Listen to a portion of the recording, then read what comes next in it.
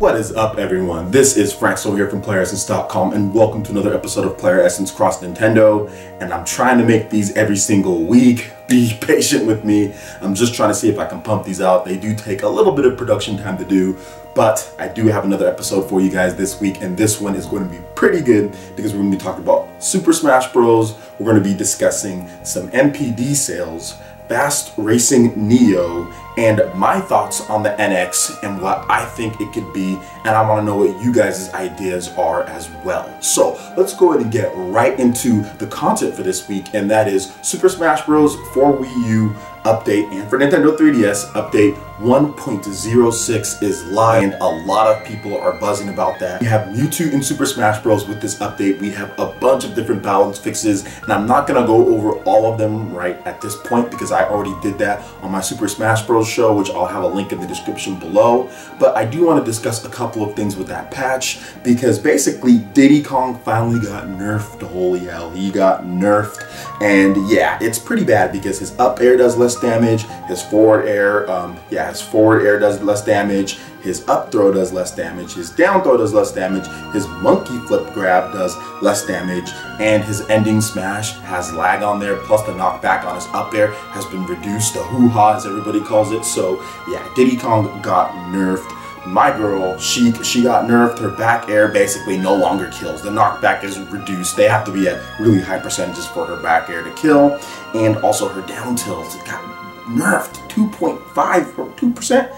Yeah, it got nerfed by 2.5%. It's just ridiculous how much damage they nerfed Sheik from, because it went from 11 to 10% on her back air to 8 to 7% on there. Plus the knockback reduction is the biggest problem that I have. But hey, it is what it is. But on a good note, Lucina did get some buffs. 0.5 increase as far as power goes with her fair, her down tilt, forward smash, second hit on the down smash, plus a 1% increase in her shield breaker attack, so good stuff there. There's also some stuff with nerfing with the sword fighter and the brawler, and Mega Man got some buffs. Sonic, woo, got nerfed. Yeah, he got nerfed too. But like I said, all of those details can be found in the description below. I'll have a link over to the Smash boards where those guys are working away at that update.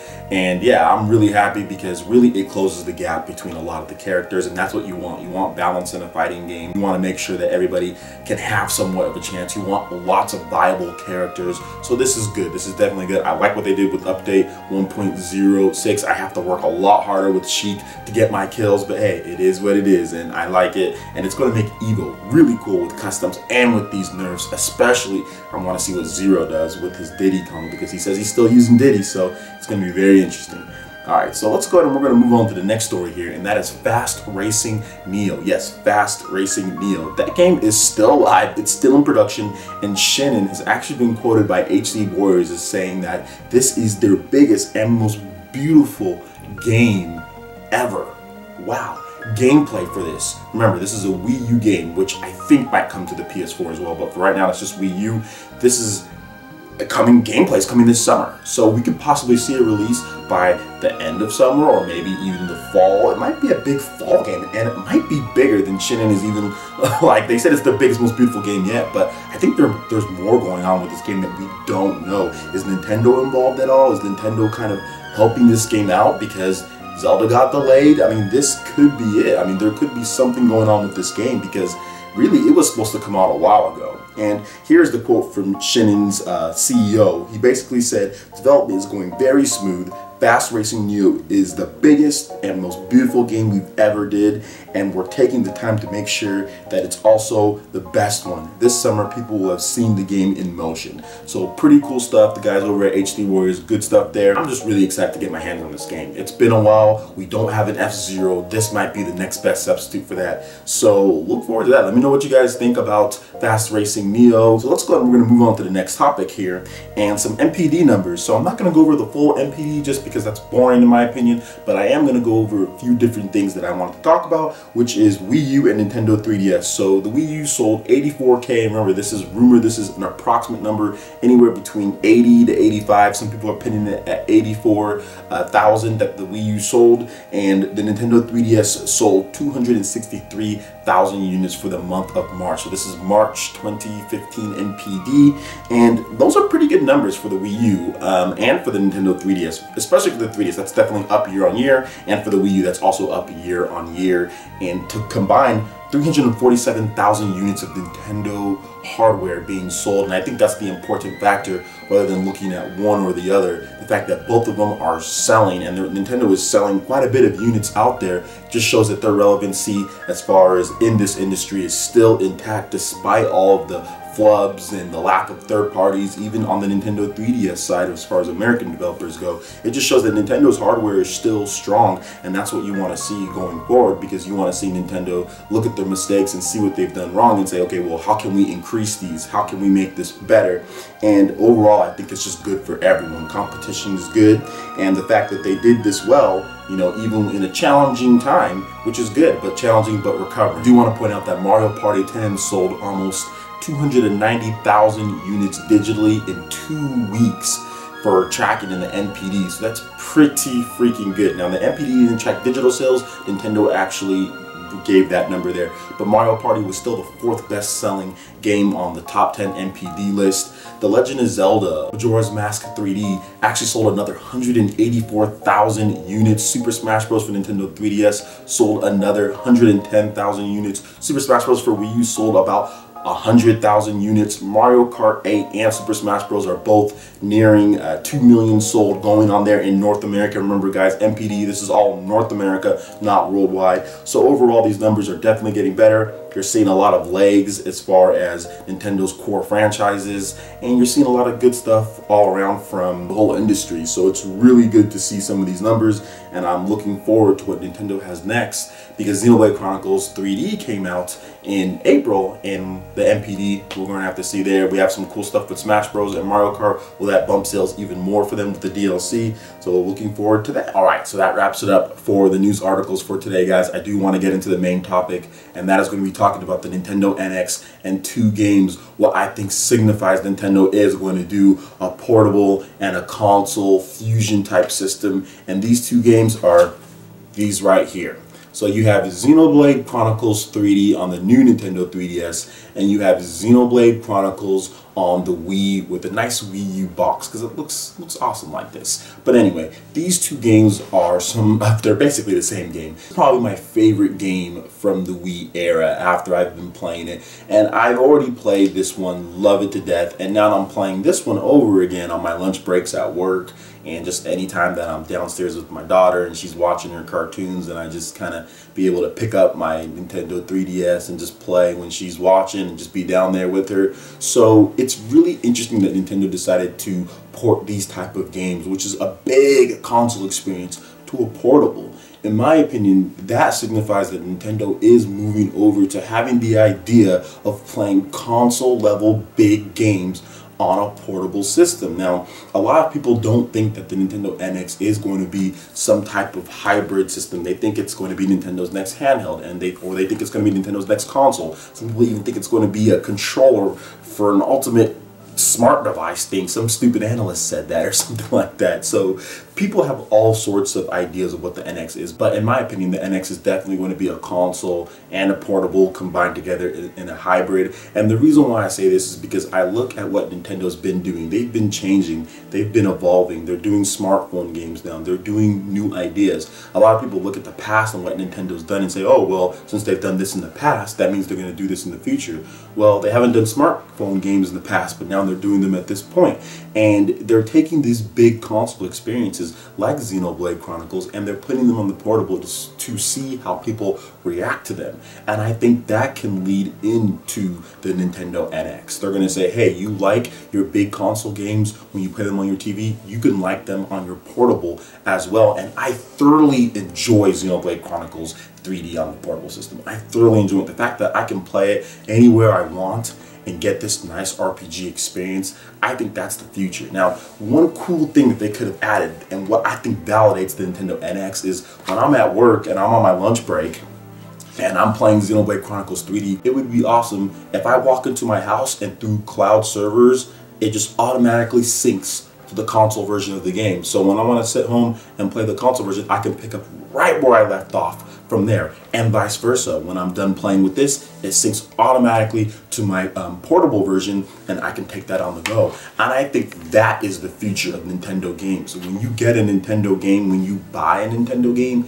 that's that. You get it on your Nintendo systems. Now, Satoru Iwata talked about having similar architectures, or kind of doing what the iOS does. And for those who don't know, if you own like an iPhone and you own an iPad, same architecture for games, same stuff, you know what I'm saying? Like, it syncs all across. You buy the game one time, you get it on your devices. And I think that's what we want. I think that's what gamers want, especially with Virtual Console.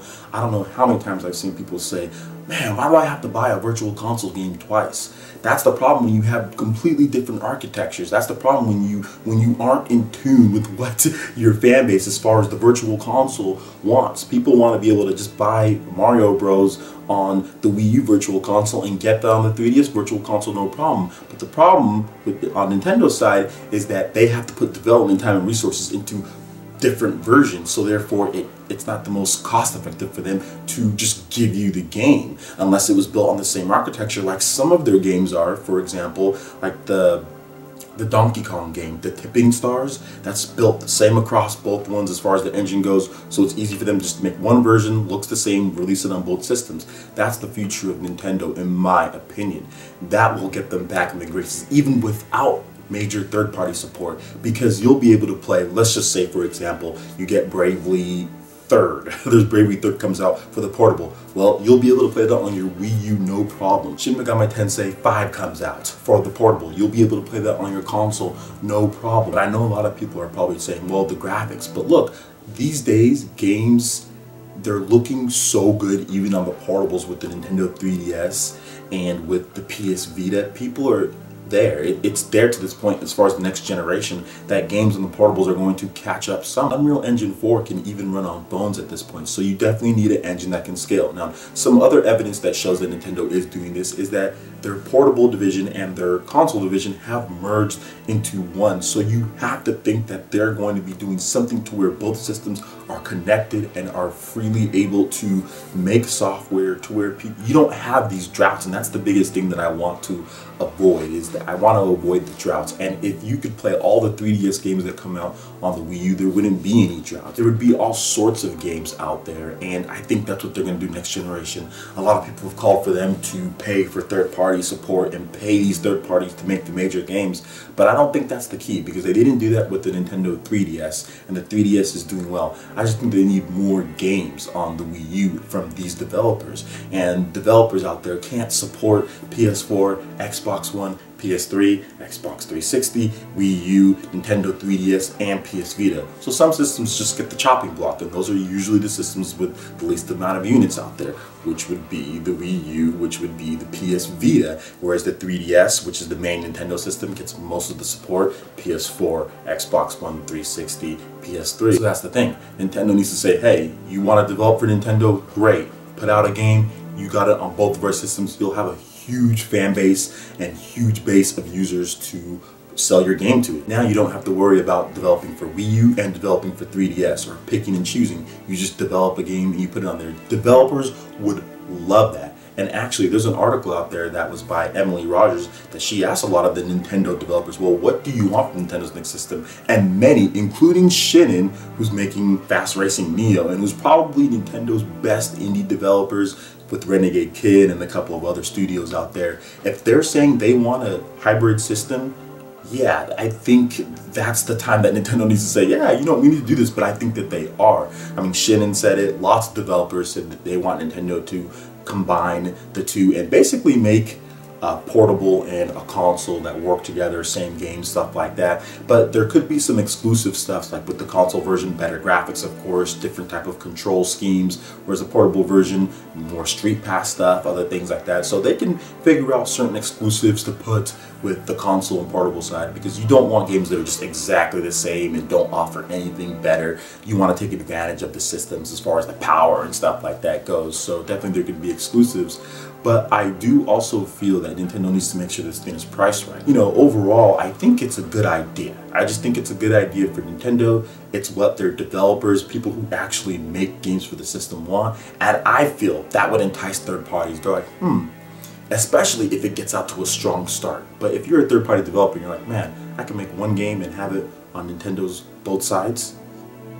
Okay, that might be a good deal for me. I might do it. You know, I might release it. Maybe it might not be the best version, but hey, I might release it and see how it does, because it's going out to both. So I think Nintendo's going to do that. I think they are, but who knows? We have to wait and see. And I know there's a lot of people who disagree with me, but let me know what you guys think in the comment section below. I'm open for discussion, and I'm definitely not forcing my opinion on anybody. I just want to get my ideas out there because, you know, that's what I want to do for this episode. So that basically wraps it up for this one. Please hit that subscribe button if you're someone new here on PlayerEssence. You're going to get all sorts of giveaways like the Mewtwo one that we're doing, and you're going to get plenty of great content on Nintendo, plenty of other good stuff as far as Microsoft and Sony goes on some of my other videos, so definitely subscribe if you're someone new. Also hit that like button if you like this video. It lets me know that you guys want more episodes of PlayerEssence cross Nintendo just like this one. And also check out the description. There you'll have links to all the articles that I discussed and to PlayerEssence.com, to where you can get all your news, reviews, trailers, tips, and tricks. Alright, so that basically wraps it up for this one, guys, and we will see you in the next episode. Peace.